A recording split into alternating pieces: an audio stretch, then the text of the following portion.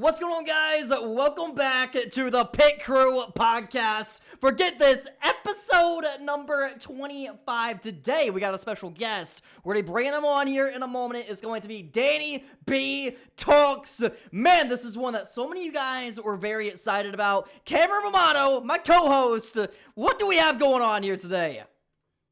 We just got a bunch of great questions lined up for Mr. DannyBTalks, and I guess from one podcaster to another, I think it's going to be a great conversation. Absolutely. With that said, let's bring in Danny B.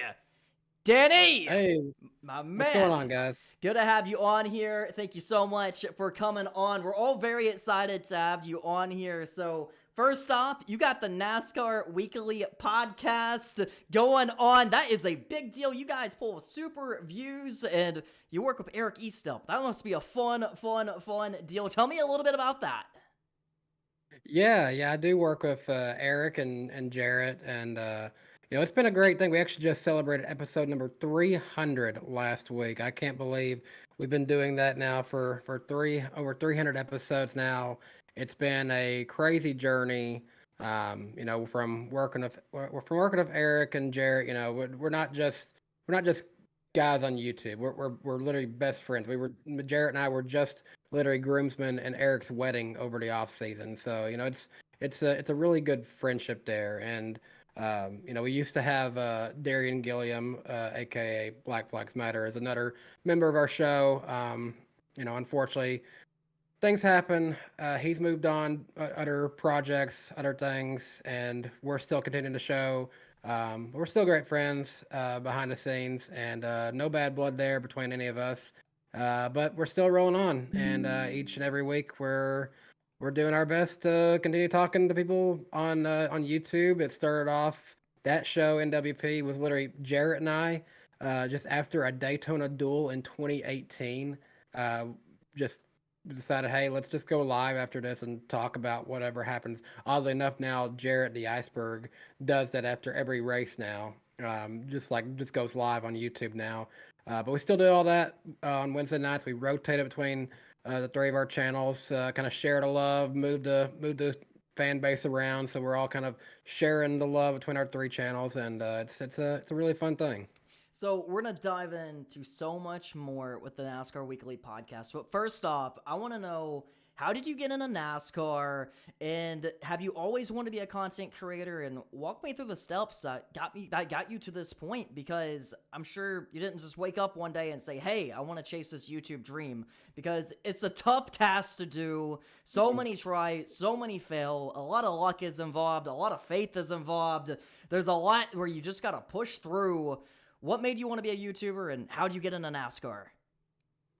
Let's handle the how to get into NASCAR first. That's basically just seen it on TV one day and started watching it. But really, what got me more into it was playing NASCAR video games. NASCAR 2005 Chase for the Cup. That's probably still today my all-time favorite. I still bought a PlayStation 2 just to have that game again as I got older. It's one of my favorites. I've got a lot of the old EA Sport games now, but that one's still always my go-to for an old school NASCAR game. What got me started then really getting into NASCAR like hardcore was going to my first race in 2009. It was the NASCAR Nationwide Series race, the Scott's Turf Builder 300 at Bristol Motor Speedway. That was the first race I ever went to. Kevin Harvick won the race, and I've been fortunate enough to go, I think I've attended at least 17 different tracks now since then. Been to a few Daytona 500s. It's been a good journey. It's been a long, winding journey as far as getting to YouTube. Really, I when I graduated college at the University of Tennessee, Knoxville, I knew that I was getting my degree in hospitality and tourism management. Well, kind of tourism, a racetrack falls into that. What I wanted to do was go work for maybe Bristol Motor Speedway or something like that. But I knew I was pretty good at social media and had a decent knowledge of YouTube, just watching a lot of YouTube and being familiar with it. I wanted to go do some work like that. And I was getting out of college in 2017. I was doing the right thing. I was networking, made good relationships with the marketing VP there, Drew Bedard at Bristol. And but unfortunately, just nothing like that existed in 2017. There's plenty of opportunities in that today. There really is, from NASCAR teams to NASCAR tracks. They all realize today they need skilled people to do that.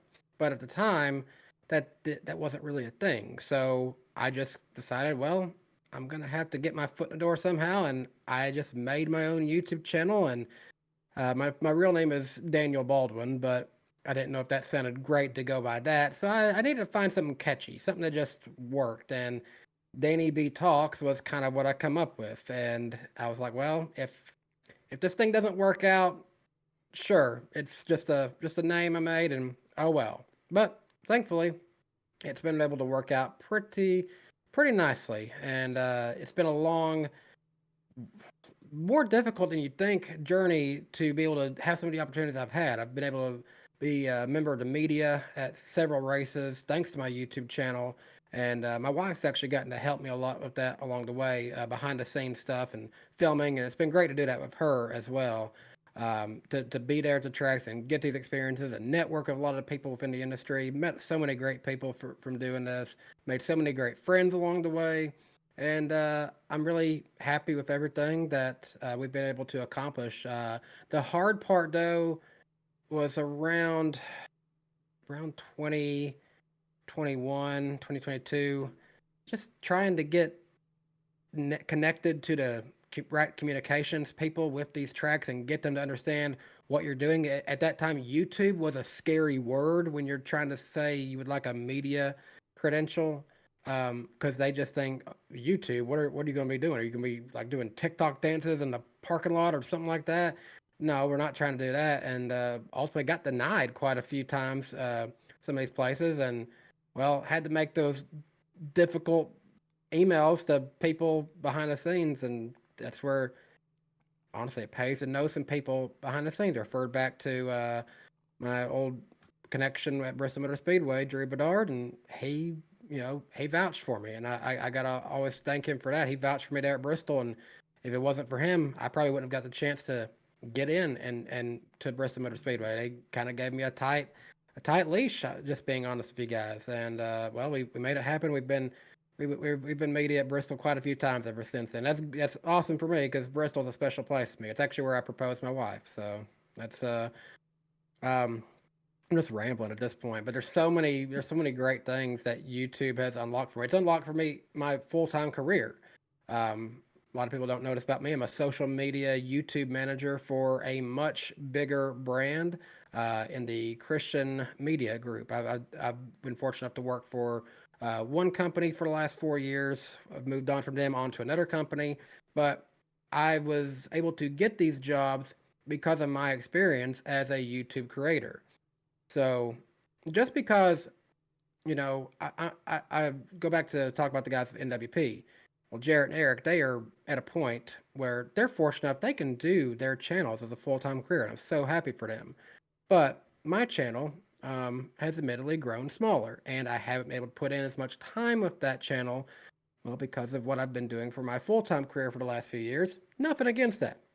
What I do now for my channel is a great side passion project and side income, but it's unlocked me a fantastic full-time career. So don't ever just give up because your channel may be smaller. Those skills are transferable, and you'd be surprised at what kind of companies can appreciate your knowledge and experience in that. And if you get the opportunity to use that on a bigger platform, it can really go a long way for yourself and for that brand. That's what I've been fortunate enough to find out myself. Absolutely. It's like so many content creators, and day by day, it seems like more in the NASCAR industry has, got contacted by, local racetracks or sponsors or whatever the case may be, and really built careers outside of social media, outside of NASCAR. So we'll think about me and Danny. We both have the same initials, DLBTV, Danny B. So we got the same DLB there. But anyway, as we get back to it, so me and Danny both came up on YouTube roughly that same time span. I came up really around 2017. I think you came up around that 2017, 2018 range, 2019, somewhere in there. It was a very different time back then. It was a little bit scarier to just kind of jump on YouTube. It was a very different community than what it is today. Some would say more toxic. It wasn't really appreciated in the more mainstream area. But there's a lot of kids today that want to be content creators. You know, it's probably the most wanted job by a kid right now is to want to be either a YouTuber, a TikToker, a podcaster. What advice would you give them from your experience? Ooh, I mean, you just gotta do it. I guess that's the only thing I can say. You're never gonna make it if you don't just start the channel, if you don't just start making some kind of content. If you go back and watch some of the older videos on my channel, man, there's some of looking back some kind of cringy stuff. Like probably my funniest one to look back on is my how to make Martinsville Speedway hot dog I video. seen that one. And like I lived in a different place back then. I lived in Harrogate, Tennessee. I went to the local national park, went to Cumberland Gap National Park, and was setting up a camera. And like I was like walking on the highway. I was like walking, like climbing through these trees and stuff. Like I was coming out of the forest, and I'm like, huh, am I there yet? And I had only reached the Tennessee Virginia line. Like I was going to Martinsville, Virginia, to get a hot dog. And you know, I was able to have fun with that, and then transition that into making them from home. It was a goofy video, but I was still just getting started. It transitioned into video series like 5 NASCAR drivers you forgot about. I don't do those as much anymore because I mean, I hate the stereotype. Oh, you're just reading racing reference. You're just reading Wikipedia. I'm like, well, yeah, kind of does sound like that, doesn't it? So I don't do those kind of videos as much anymore. More just because I hate that stereotype, sadly. Absolutely. Well, with that said, I'm going to pass you over to Cameron and see what questions he has. Cameron's actually a big fan of your podcast. Yes, I listened to it at least whenever it got released on Spotify. I always made sure to listen to it midway through the week. It's something that I got to look forward to. Like, oh, this day came around. A NASCAR Weekly podcast just dropped their newest episode. Let's hear what they have to say about the race over the weekend. First off, just what was your opinion of the COTA race this weekend? So I recorded my post-race thoughts on it, and honestly, I just appreciate the fact we had a, overall clean race, definitely clean finish for once. But it's just really a masterclass. Like we just saw drivers outclass each other. We saw Christopher Bell, time it right. Yes, Kyle Busch pretty much dominated that race, but sadly his car was going out at the end, and Christopher Bell knew that.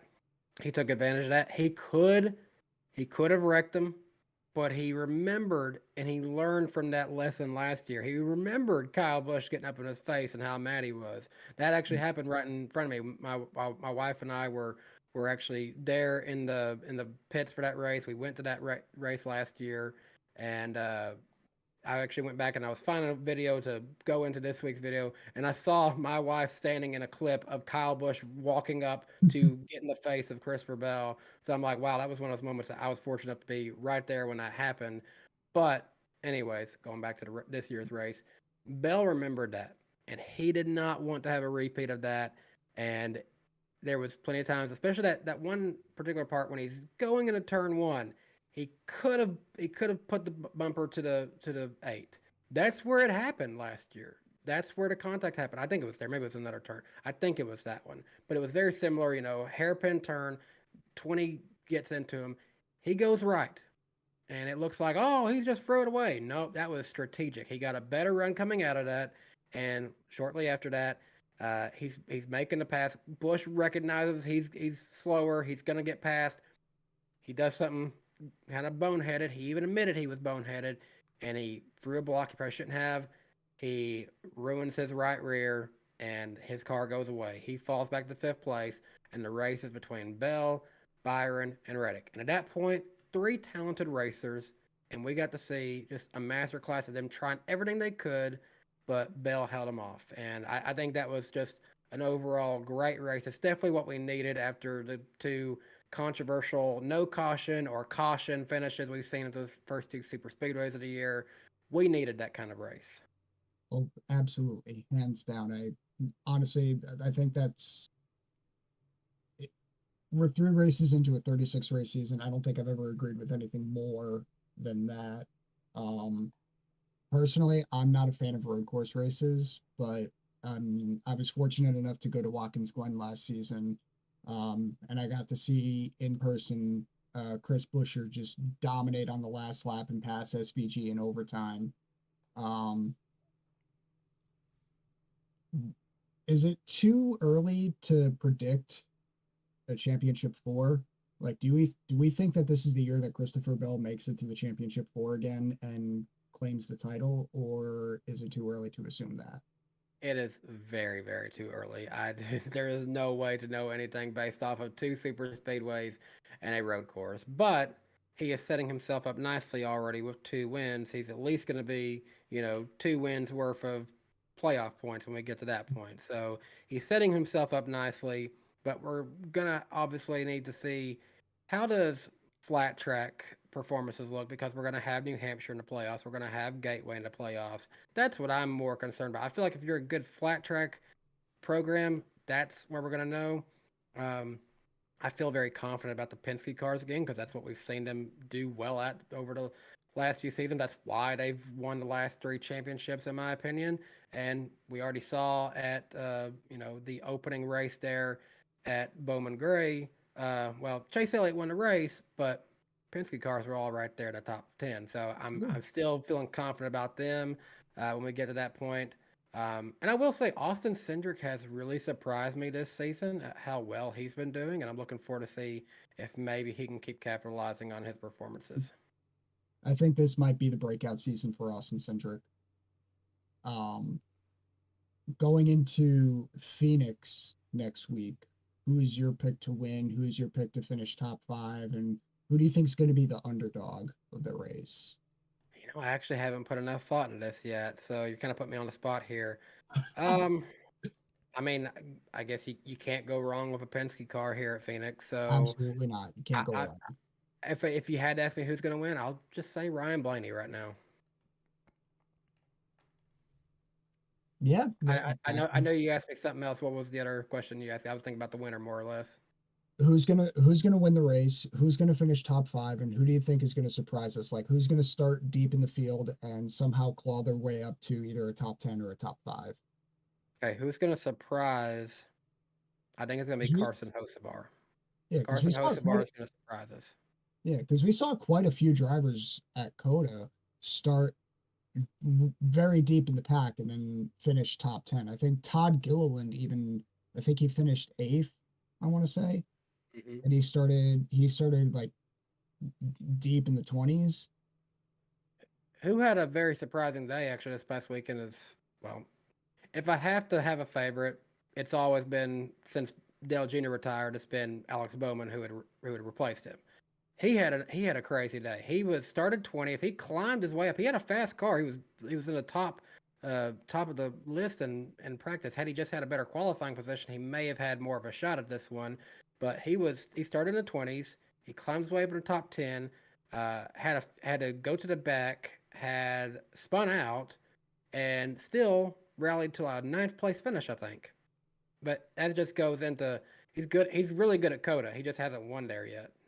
Yeah, but who can be like that this weekend? I think Carson Hocevar is someone who can surprise us and get a top 10 this weekend. I really have a lot of confidence, a lot more confidence than maybe some others in Carson Hocevar. He's one of those drivers I can't help but like him a little bit. So I think he could actually surprise us and have a top 10 run.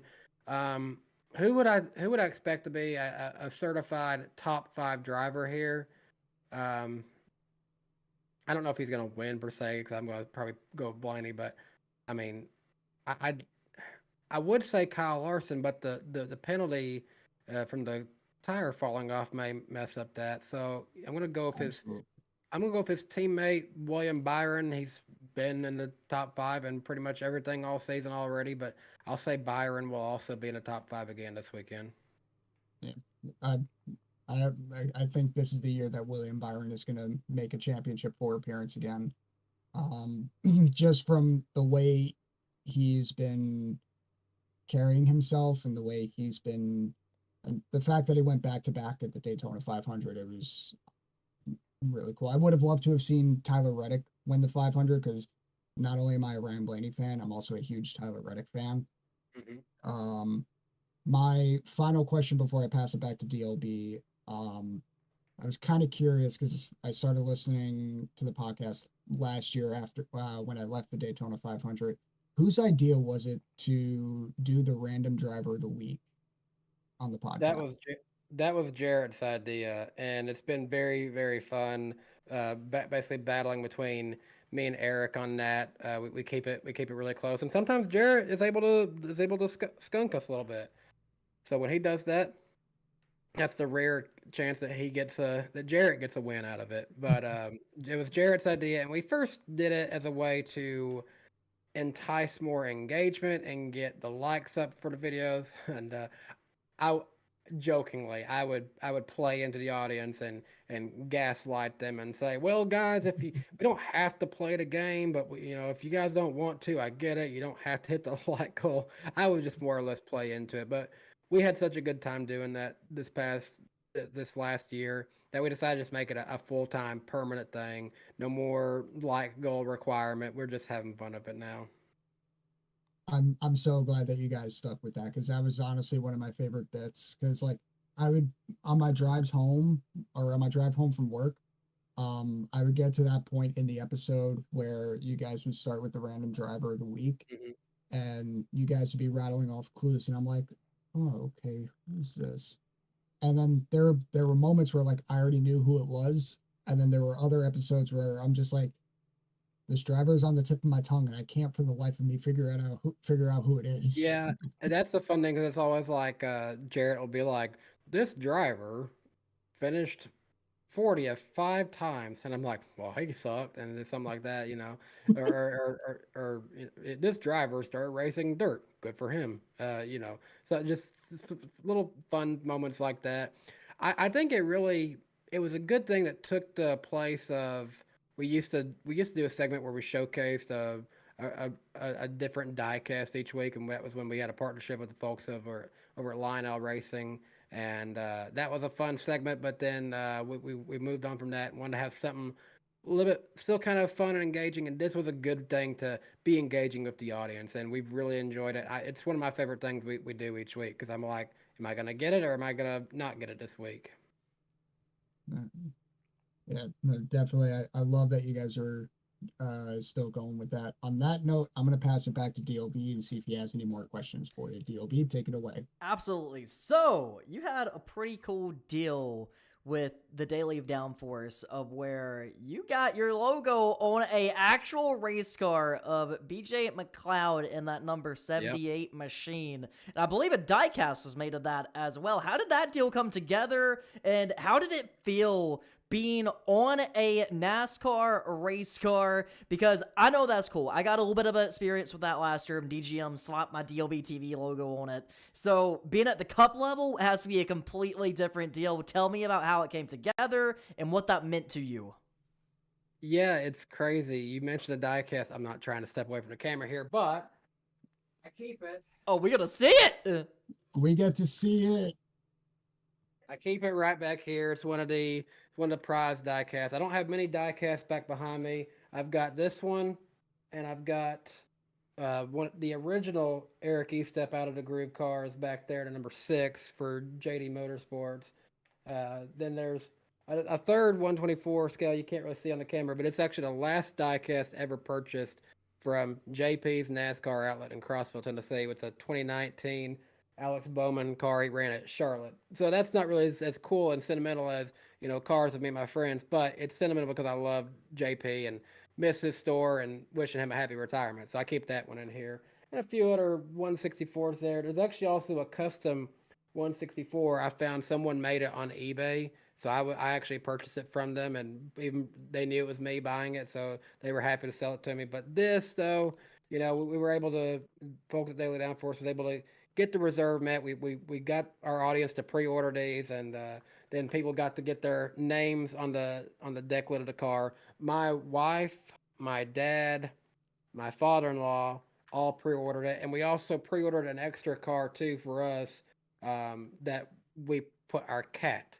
Shugs Baldwin, his name on there. We put Shugs Baldwin on the deck lid of it, so that was pretty fun there. But getting to do this car with my friends, we had Daily Downforce on the hood, out of the group. Those are the big two guys. You got Eric. He's done a great job growing his brand, but he's also working with the folks at AE Engine and the Daily Downforce. That's the AE Engine is the parent company of this.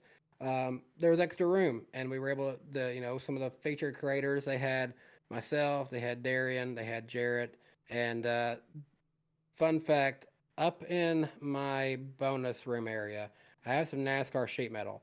I have the only piece of sheet metal left over from this car. The folks over at the Racing Warehouse got only one piece in it. It had part of the Out of the Groove logo on it, and it had Jarrett's logo, the iceberg. Unfortunately, it was cut off where my logo was not visible on it, but it was the only piece that was recovered. They had it. I bought it, so I want to make sure. I think the piece I have would be from this part of the car. So like it's got like this logo, the Malco, up to that iceberg is sitting upstairs in our house now. That's incredible. What did that mean to you as, being a NASCAR fan as a child, and you see these cars on TV every week, and I would assume, just like myself, you're probably collecting die-cast cars and building a collection at a young age to have your brand on a race car. It's unreal. I mean, just to be able to know I'm going to the track and there's a car out there. It's not going to run great, but it's going to have me out there. This started with me having a dream and starting a YouTube channel. And now I was able to get pictures of a car running on the track that had my logo on it and me and my friends, and I couldn't believe it. And getting to be there with them, experience some things, see some things that I would never get to before. Getting a pit shirt similar to what our friend here is wearing with my logo on it was awesome. My dad got a pit shirt too. He's very happy to have that, and as well as one of these cars as well in his collections now.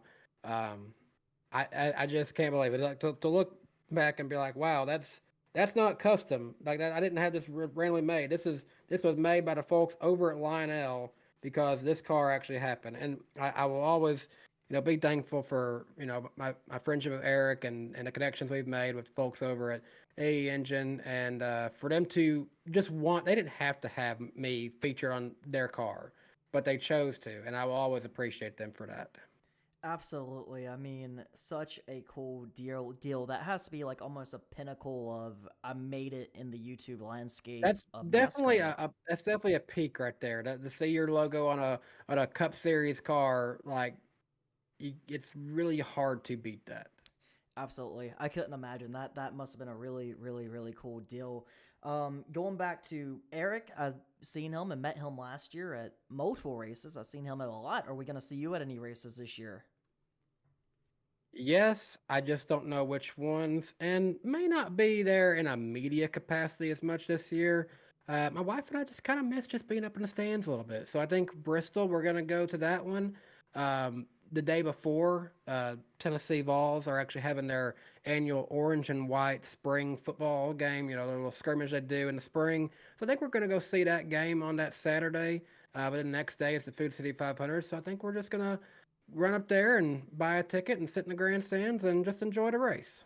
Absolutely. How did you meet Eric Eastelp? I would imagine back then when y'all started the podcast, I mean, he was a massive YouTuber then, but nowhere near the size that he is now. So how did you meet Eric? And, I know the podcast sounds like it was very spur of the moment, but was there any like conversation like, hey, we need to make this a weekly thing? Like, what was the planning going into it after you met Eric? Yes, I guess not everyone knows this story here of how we got Eric involved with this, but originally it was just me and Jarrett. And we were getting like, I don't know, 2 or 3 people watching us when we go live. And we're thinking to each other, this is great, but we need something more. And I said, I want this guy. And Jarrett didn't know if we could make that work. Because at the time, Eric was still growing and transitioning into what he's now doing. He was at like what 20,000 followers at the time. I think he's a little higher now, probably closer to 50 or 50, something like yeah. that. But still though, because he had a huge audience from his stop motion. That's what he was more known for. So when he started going into more just talking about things, that was still, a growing thing for him. I said, I want to get this guy. I want to bring him on. Just bring him on for one episode. And Jarrett and I spammed his Fortnite stream. He was streaming Fortnite. And we annoyed him and got his attention enough that he actually talked to us. And his audience who was watching said, "Hey, you really should talk to those guys. They're a little bit, they kind of know what they're talking about a little bit." So thankfully Eric gave these two knuckleheads a chance and talked to us and came on our show as a guest. He enjoyed it so much that when we asked him if he would want to come back, he agreed. And then next thing we knew, we asked him, "Would you want to just be the third host of this?" And somehow he said yes. And it's grown from there. Again, like I said, Jarrett and I, we were groomsmen in his wedding. We've got to know him and his wife Amelia so much. They're such a good couple, so good for each other, and good friends of them. My wife is friends of his wife. Love their little dog Cosmo. We haven't even met his dog, but we love his little dog. And they've stayed at our house. We've stayed at we stayed at them before. Now we stayed at them back in Texas last year. It really is a friendship. And Jarrett actually now lives in the same town as me, so he's also a good friend, and he's actually getting ready to become a dad. Jarrett is, so that's things about to change a little bit for the iceberg, but hopefully we're still able to keep doing what we've been doing with me, Jarrett, and Eric.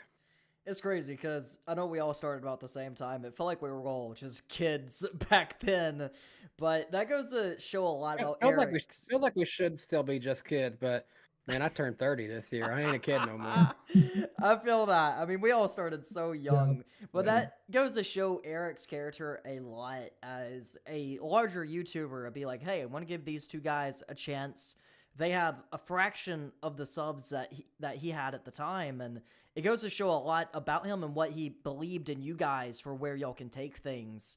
So I'm sure that also meant a lot to you for somebody of that size to be like, hey, I believe in you, and we can get this podcast thing going, and we can really make this massive and grow it to the point that it's on a race car. Mm-hmm. So that was a cool deal all around.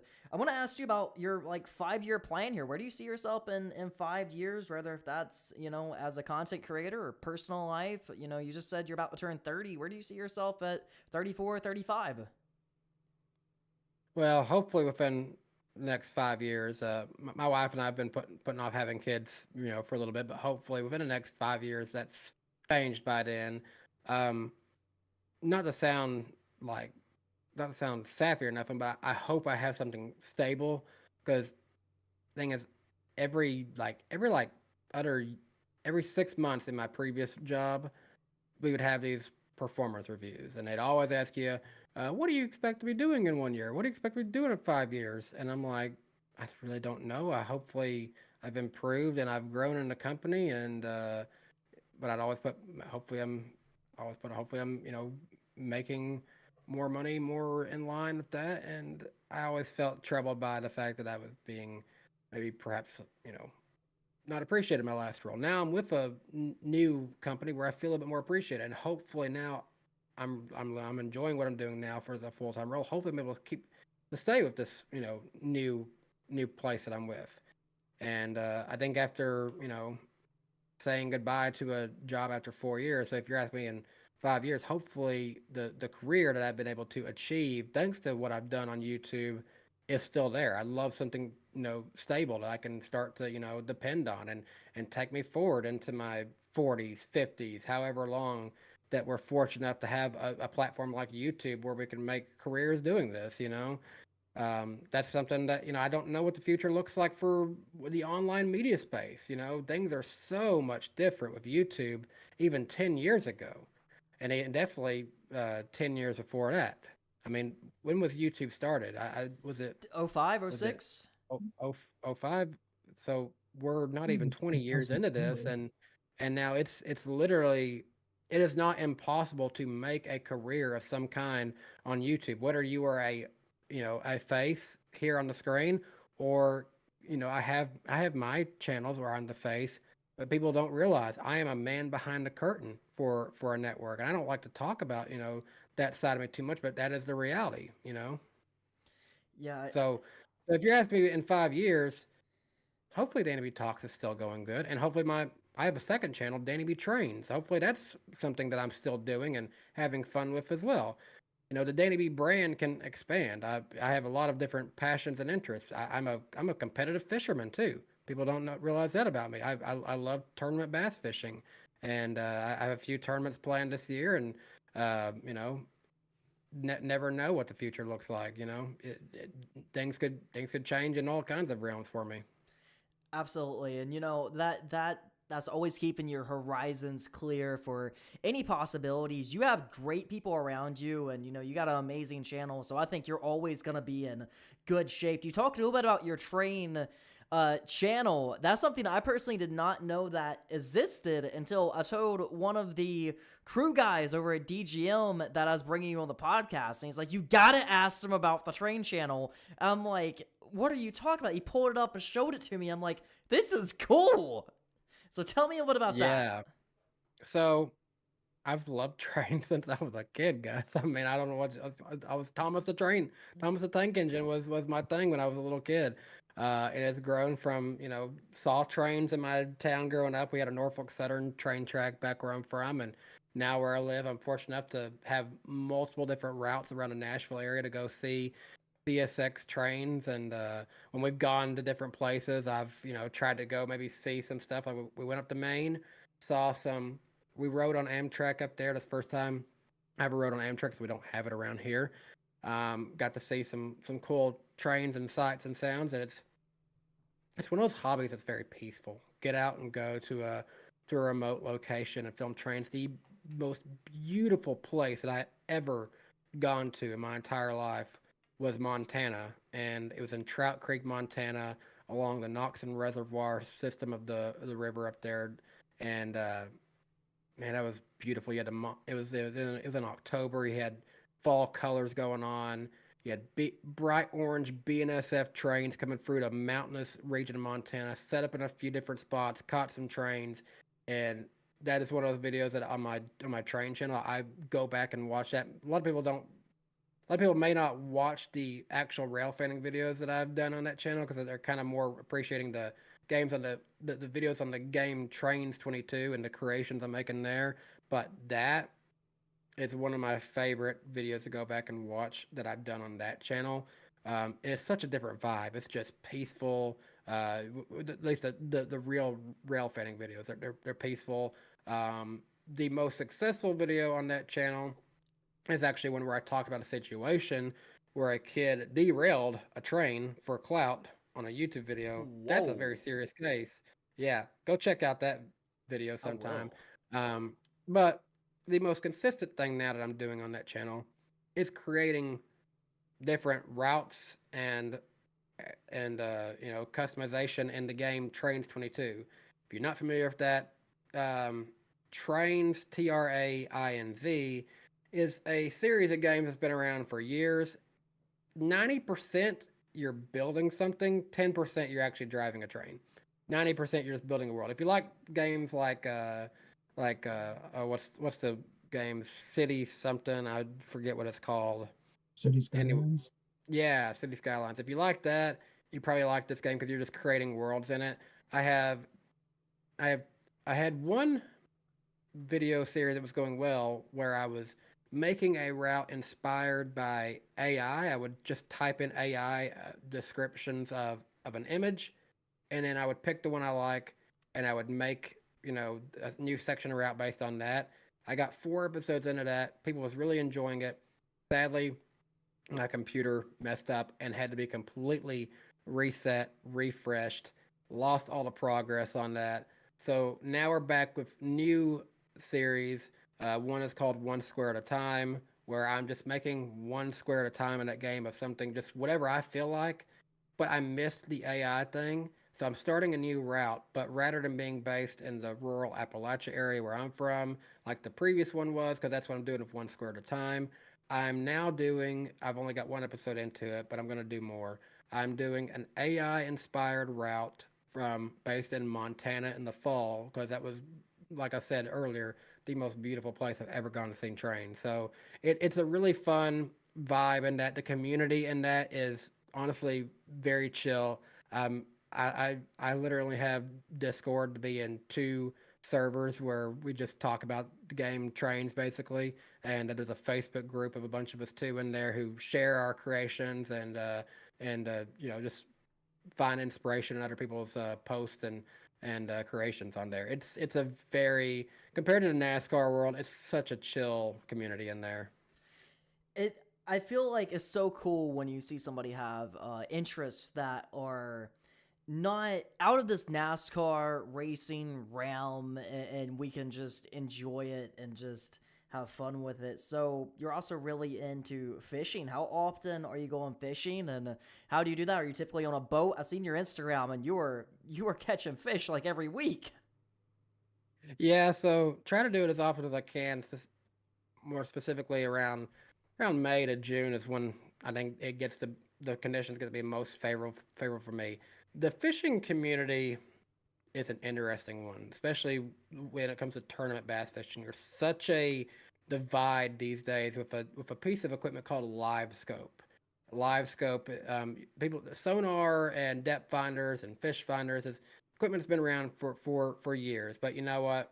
If they had social media back when the first ever down imaging sonar come out, I bet there would be a lot of people getting mad about it. But today, it's really people getting mad at what they call front-facing sonar, aka live scope. There are three big brands in that industry today. You have Humminbird, you have Lowrance, and you have Garmin, who has probably been the biggest seller for live scope. And I'm finally making the switch this year to have live scope on our boat. I've got two Humminbird Helix 7s, which is my I have one on the console of my boat, which allows me to have GPS for running the lakes safely, staying in a channel, and but then also switching over to see sonar, down imaging, which allows you to more properly scan and see if you're going over stumps or anything like that, and you have side imaging, which goes out to the sides. That technology only lets you see what you have just drove over. And so you have that set up with a piece of, sorry, a console unit, and then you have the transducer at the back of the boat. So you're going to see what you've gone over in the back and just kind of scan a general area, and also have one at the front, which is more just for me to have my boat positioning and see, okay, where am I with the, in relation to where I know the fish should be, and just keeping my boat in that same position. But we're about to switch it up and have the Helix 7 still up there at the front, but also have a Garmin 9-inch unit, which is going to have live scope. Live scope, I probably not even explain what that is. It literally sounds like what it is. It's a live sonar that whatever direction you've got the transducer pointed to, you will see out in front of you, and you'll be able to see, you know, it's not necessarily going to be the fish you're fishing for, but you're going to see something in live time, whether they go up and down, forward, whatever. As long as you've got the transducer pointed at them, you can see them, and it's it's causes a lot of divide because people say that's cheating, that's unfair. It's like you're spotlighting them, and you know what?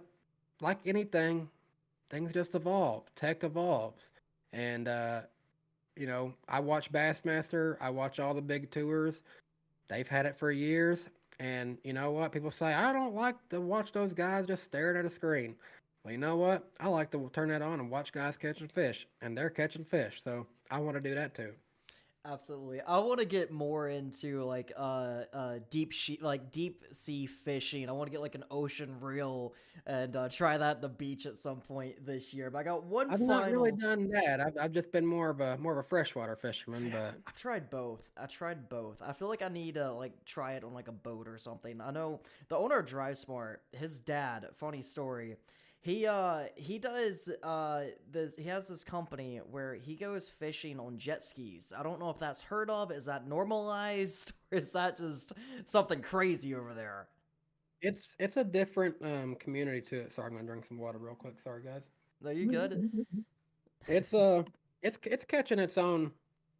It's catching its own community. I've also got a fishing kayak. That's another big thing. The kayak bass fishing community is Mhm. pretty big, and that's definitely fun to get into the way back water areas that we can't take our bigger boat. We've got a ProCraft 18-foot fishing ski. We chose fishing ski because it's actually got 5 seats on it, so we can take more than just you know 2 people out on the boat. We can take a few people with us, but also can take it out and use it like a bass boat. Um, I've actually got some great ideas in my head of things I'd like to add and change, but things like anything, it's just kind of phases. Think of it like a race car. You can't just suddenly start off with a Cup Series car. A lot of guys will buy like a little 4-cylinder, and then they'll upgrade to something else. Fishing the same way. You start off with one boat and you change the equipment on it. You make upgrades to it over the years, and eventually you blink and you've got the boat of your dreams right there. And I don't agree with going out and buying a brand new boat. If you don't have to, the crazy thing of boat prices these days, man, are ridiculous for what they cost. You'd be about better off having an older boat and just paying for a new motor on it these days, honestly.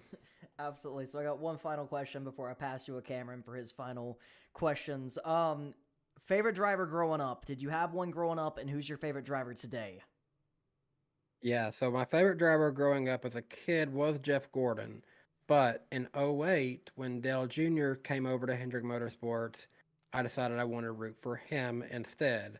I just, being a little kid, I didn't want to root for the Budweiser car. I didn't want to root for a beer car as just a little kid. That just felt weird.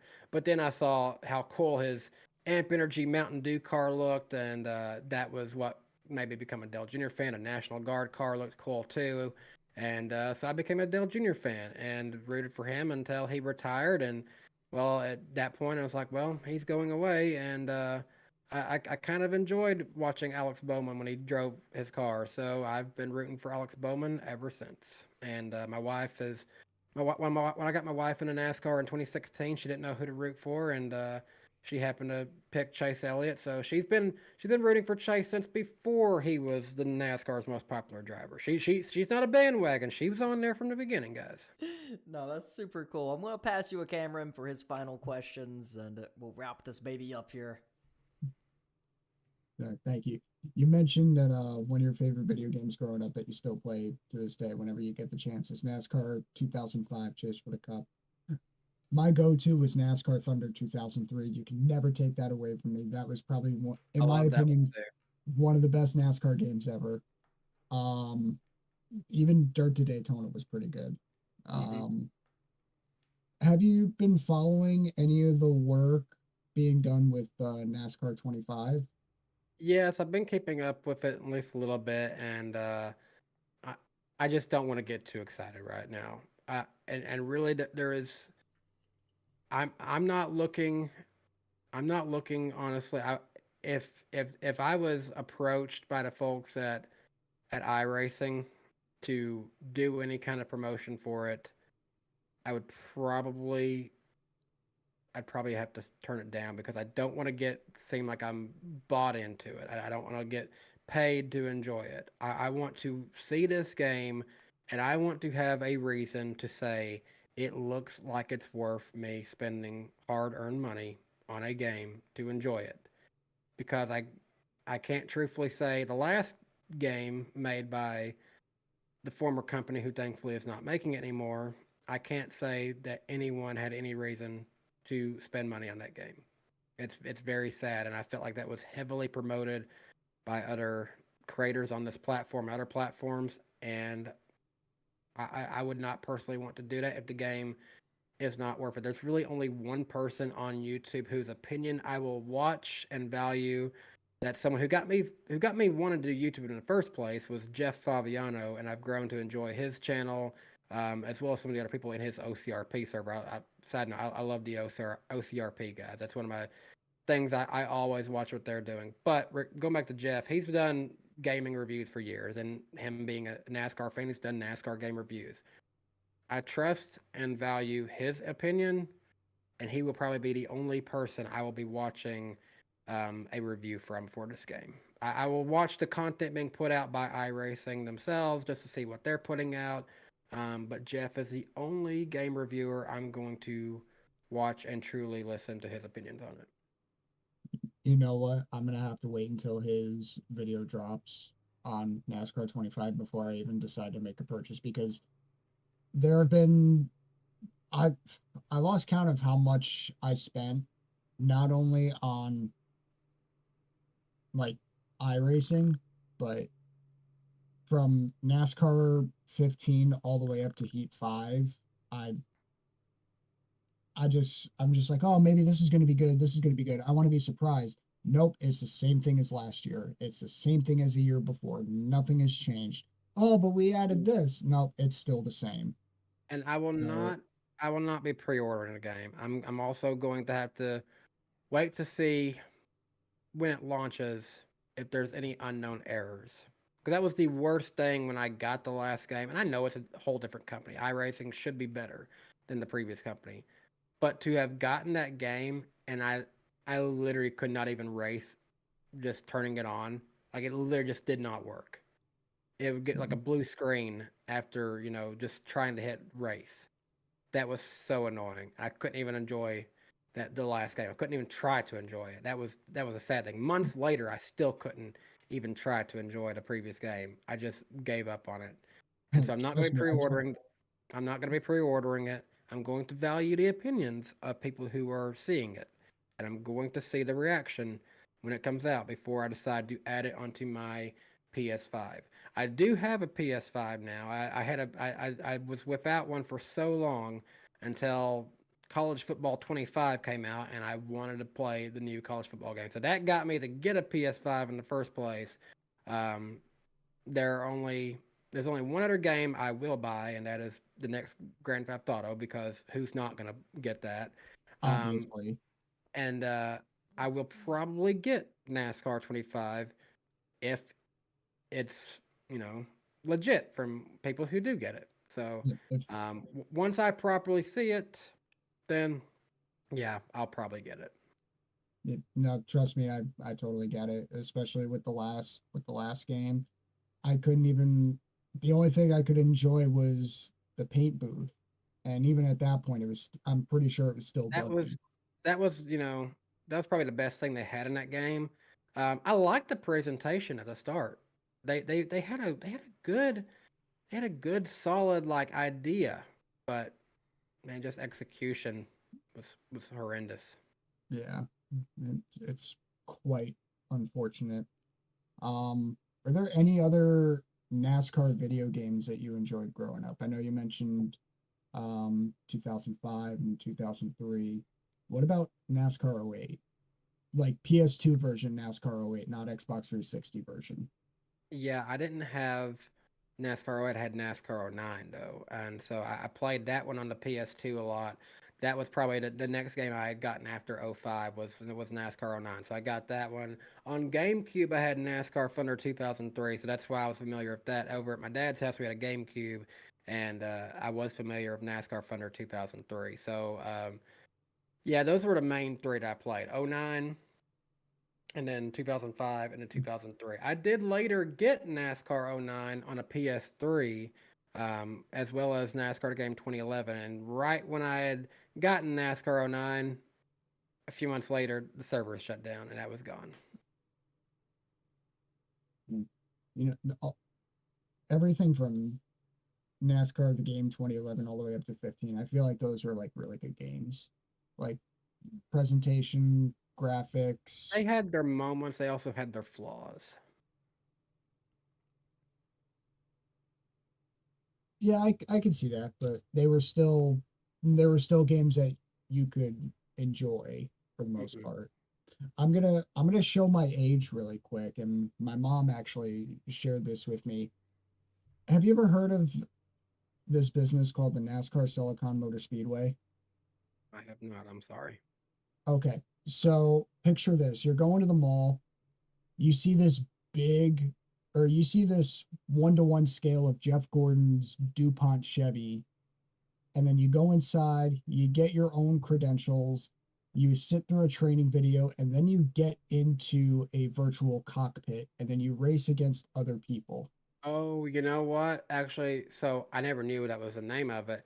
I never got to do that because I was too little. But going to NASCAR Speed Park in Pigeon Forge when I was younger, they had a few simulators like kind of like that set up. And I think they actually had some at Dollywood way back in the day too. Those did go away though. Yeah. My mom actually just a couple years ago, she sent me a postcard and she said, "Oh," and on the postcard it said, "Oh, by the way, I found something. It's taped to the back side." It was my own license. Keep in mind, I'm like 2 or 3 years old, Hmm. and I'm looking back at all the drivers that came to this specific location where I lived. And also, my mom happened to work there too, so she would take me there. We would do all this stuff after hours while she was working. All that good stuff. Michael Waltrip came by. Jeff Gordon came by. I believe Dale Jr. came by. So again, I'm showing my age, but I just kind of wanted to throw that out there since we were on the topic of NASCAR games. I think that's all I have. I'm gonna pass it back to DLB to see if he has any final questions. DLB, take it away. Well, for anyone that doesn't know where to find Danny B, where can they find you out on social media? Yep. So I'm on YouTube, of course, as DannyBTalks. I am on X, formerly known as Twitter, at DannyBTalks. Those are the main two platforms I use. I do have Instagram. I just don't use it as much, honestly. It's more personal than anything. And I have a Facebook, but try to keep that personal too. More for friends and family over there. But that's pretty much it. YouTube and Twitter is the ways you can find me and see what my hot takes are of things. Absolutely. I appreciate you for coming on tonight, Danny B, for episode number 25. Cameron, we had Danny B on. Big deal. How do you feel about the episode? I kind of nerded out there at the end, but it was a great episode. Getting to talk with Danny B, getting to talk about the NASCAR Weekly podcast, what he thought about last week, predictions for this week. I think all in all, it was a good show. Absolutely. And that's going to be a wrap for episode number 25. 26 coming next Wednesday night. So stay tuned for that. And we'll catch you guys in the next one.